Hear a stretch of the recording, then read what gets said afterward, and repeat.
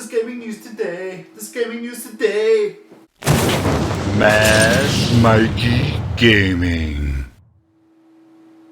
What's up, guys? And we finally have some gaming news to report on today. So, if you do like what we're putting out here, don't forget to give us a nice little like and a thumbs up. You know what I'm talking about. Let's share, subscribe, you know, all the nice things in life. Just so that we can have a few things. And don't forget to comment below on a few of the things that we are talking about today. In the first bit of news that we have today, Metal Gear Solid 5, the definitive experience is coming out. Konami, you like to milk? You like to milk? Jesus Christ. Are you guys for real? In this one, you get Ground Zeroes, you get the Phantom Pain, and you get also, apparently, this is another game, Metal Gear Online. Never played Metal Gear Online. I have heard that some people have had a bit of fun with this. This is supposed to be the complete digital experience, minus Hideo Kojima's name on the front cover, of course. So, apart from that, and the other game that they have announced that I'm sure no one's really interested in, they're really milking Metal Gear for what it's worth. And I really don't understand why they're really sort of pushing out the Metal Gear brand. People really have been asking for Silent Hills. Why not give them Silent Hill? Nobody's really happy with you guys at the moment in the whole Metal Gear thing, so maybe just best separate yourselves from those guys from that game at the moment, and let's give what people want, which is Silent Hill. That's myself included. And next up, Nintendo has finally announced a date for the next upcoming Nintendo Direct, which we haven't seen for a while. Obviously, there hasn't been much for them to talk about. It's coming out September 1st, and that means that it's going to be September 2nd here in Australia.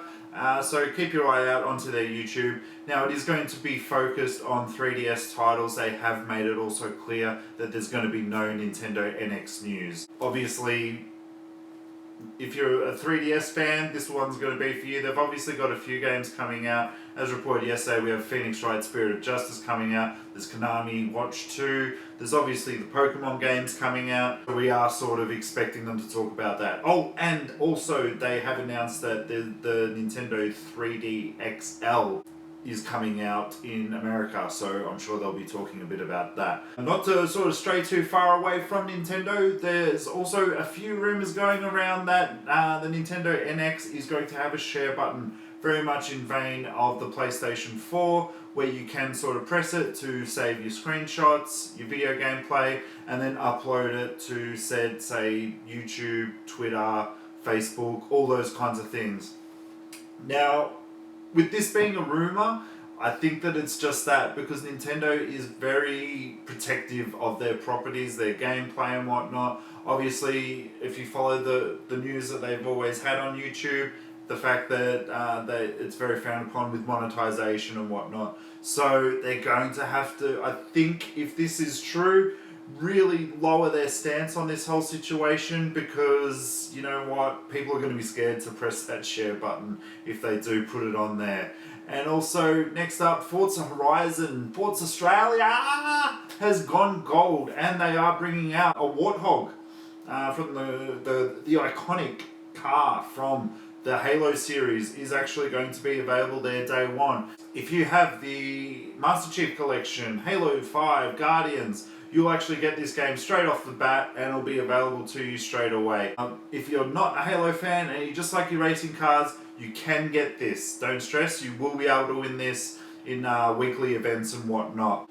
Other car gaming news, but sad news actually. Polyphony has announced that Gran Turismo Sport has been delayed until next year, 2017.